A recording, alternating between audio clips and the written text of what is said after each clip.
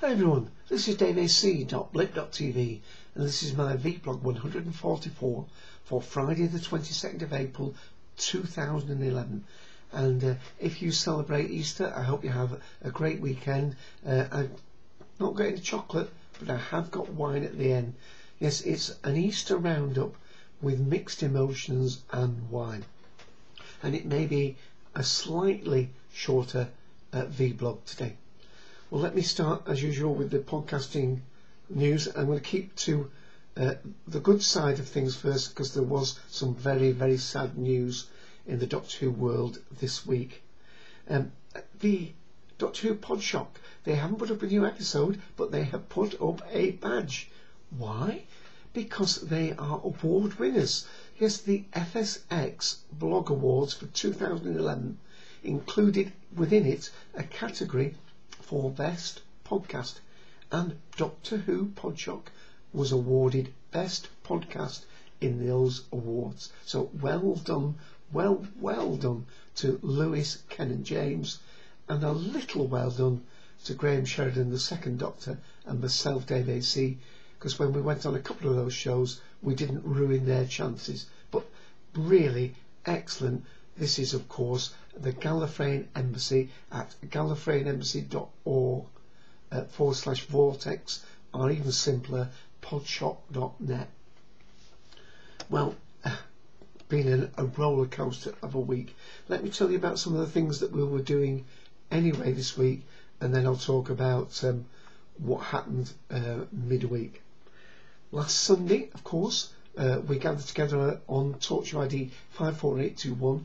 We were talking about the Series 3 Being Human from here in the UK, and Series 1 of the American US adaptation of Being Human that's finished in the States. And we're also talking about the one-off linked story called Becoming Human, which started off as little mini episodes, which is also now aired as a 145-minute story. So we gathered and enjoyed that.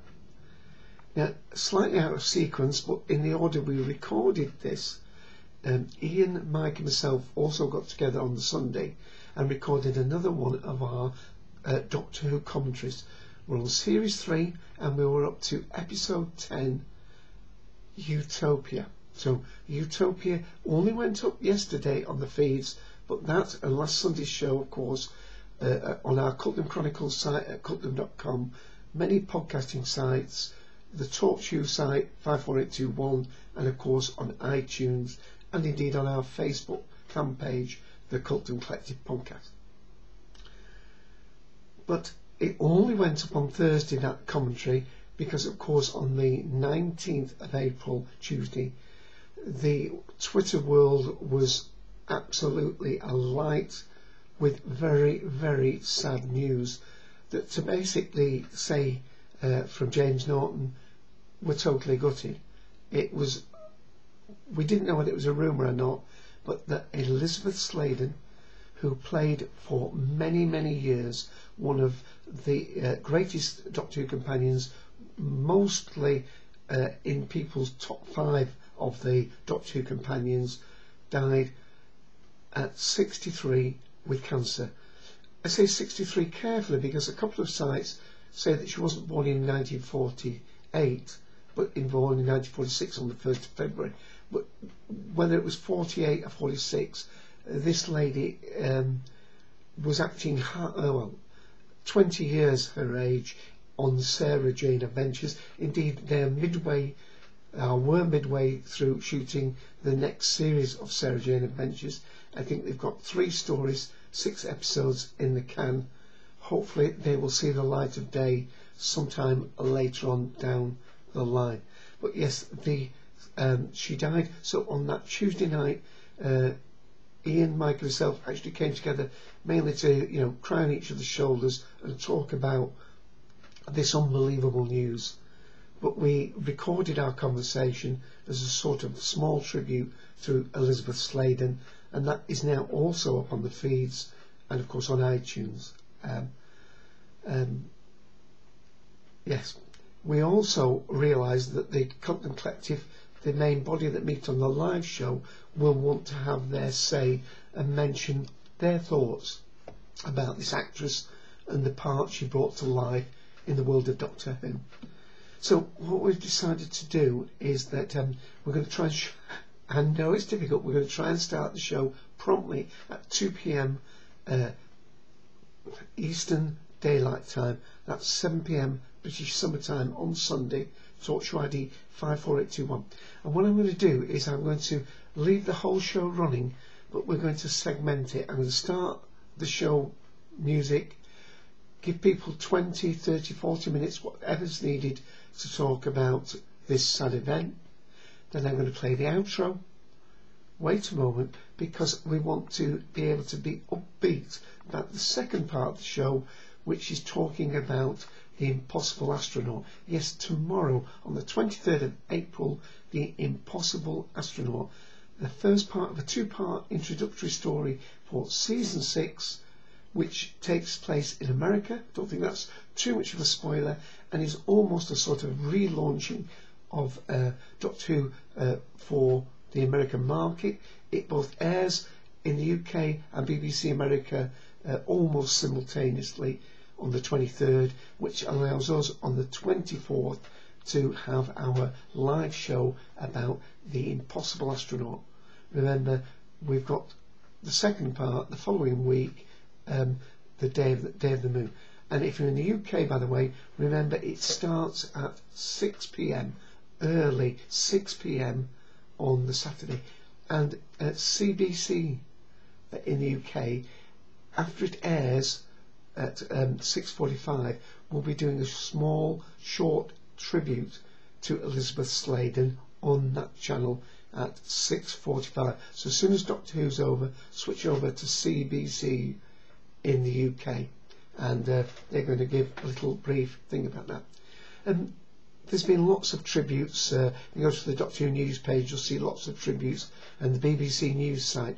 But Russell T Davies gave a short interview on his immediate thoughts, and I'm just going to play a little bit of this because you can find it on the BBC site, and one or two other sites have got links to it. But this is Russell T Davies, who of course brought Sarah Jane back to Doctor Who World in School Reunion, and then relaunched the Sarah Jane Adventures, which has been phenomenally successful, probably the most successful children's TV series here in the UK since the turn of the century, since the year 2000. So let's hear just a little bit of Russell T Davies. Oh, it's devastating. That's no age at all, is it? And, you know, all of us who worked on Doctor Who and Sarah Jane are just reeling at the moment. So many of the cast members as well. But actually, kind of think of the children. There's a lot of children who are going to need it, or hug mum and dad in the morning over breakfast when they get up and hear the news. It's just so sad. It's just a joy to know the woman, and an honour to have worked with her. Seriously. And I'm going to stop it there, but there's quite a bit more of that little interview. I think I'm going to move on now. I have got a little bit of tech news. I'm not going to be moving the camera today. I haven't got a DVD, but I am going to be reminding myself of The Hand of Fear. That's going to be my little tribute. I'm going to watch that over the course of the Easter weekend. Of course, because of Sarah Jane Smith in it. I haven't got a book because I'm still enjoying The Wonders of the Solar System with Professor Brian Cox and Andrew Cohen. Mentioned that last week. Still enjoying having a look through that. It's one of these books that you really have to, put down and pick up and digest and so on. But I have got a little bit of music. I just want to mention a friend of mine, Simon Bisgrove. Now, he has got a blog spot, and it's SKB Eclectic World Blog. Now, I'm not going to move the camera because it's already locked up on me once, but his blog spot is SKB World Blog, or one word, at blogspot.com. And it's where he does quite a bit about the music that he composes and remixes and arranges. But he's got another site, and I hadn't heard of this before. The actual general site is called SoundCloud. It's soundcloud.com, and Simon has his own section on that called SKB World. So it's soundcloud.com SKB World, and you can have your you have to put Creative Commons license on the music where people attribute it. So I'm going to play one of his adaptions, but of course I'm attributing it now. It gives you a lovely visual representation of the music, which in fact if people actually put remarks up, they can actually be little pointer marks during the course of the music where people can say where they like the intro or whatever. But I'm just going to play a little bit of the opening part of this, and let me just see if I can get that playing for you. Oh, I ought to say what the title of the track is. It's Dan Batty version 2 138, and this is Simon playing his adaptation of it.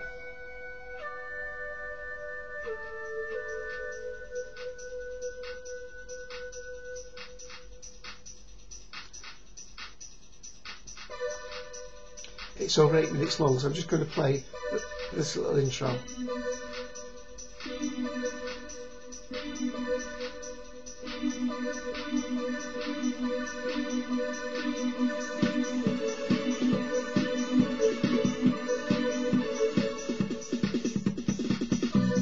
And of course I'll have to stop it there. And people who sign in can actually put comments, as I said, on what they think of that music. So well done, Simon. He's going to be putting up a podcast on his blog spot soon. I went on and had a little chat with him that he's going to put up over Easter. And let me just also mention, while I'm mentioning other podcasts, that Robert Carey King also has a talk show, Doctor Who related podcast, and that is Talk Show ID 22756. But the shows that are on there are not the most recent, because he records the shows there, then he hides them and edits them so that you can actually find him on the iTunes, of course. And this day or so that's just gone by, he's just done a two-parter. It was going to be, and is still, about the Ark, one of the classic Doctor Who stories, and then he obviously added in, after hearing this tragic news about Elizabeth Sladen and Sarah Jane Smith, but he's taking them down at the moment because he's going to edit those out into two separate shows. So look out on iTunes for Doctor Who Review Today. Okay, well, it's 12 and a half minutes, coming to 13 minutes. Just a couple of tech items and then we'll go to the wine. If you use iTunes, this is a very small update yet again. Well, I say small, it's still 58 megabytes to download, but it's version 10.2.2.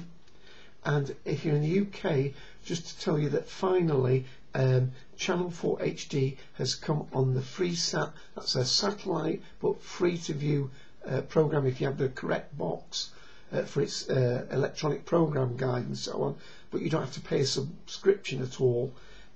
Their Channel 4 HD service has now started almost a year after it started on Freeview HD. Freeview comes through the aerial signal on your roof. The FreeSat comes through a satellite dish, obviously pointing to space.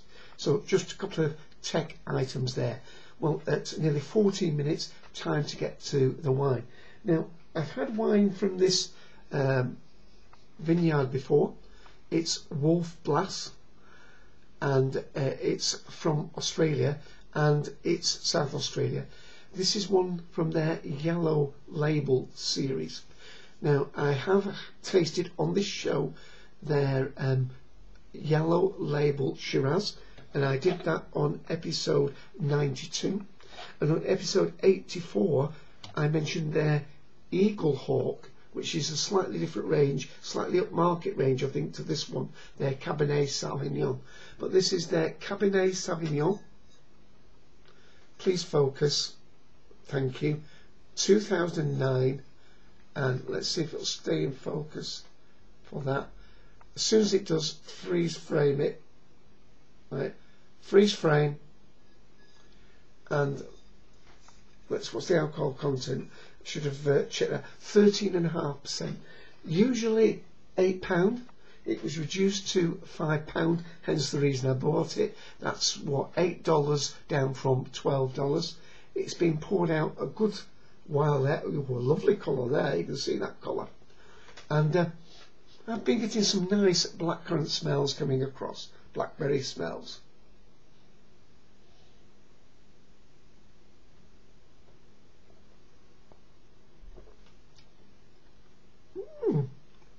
And that is very intense.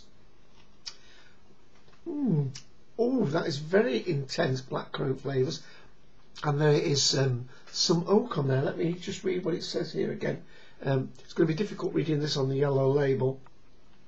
Blackcurrant fruit flavours, fine Cabernet Sauvignon with integrated oak. Well, yes, there's definitely an oak background to that taste, and it's giving it actually quite a long finish. Still tasting that. That's actually, well, for £5, it's an absolute bargain.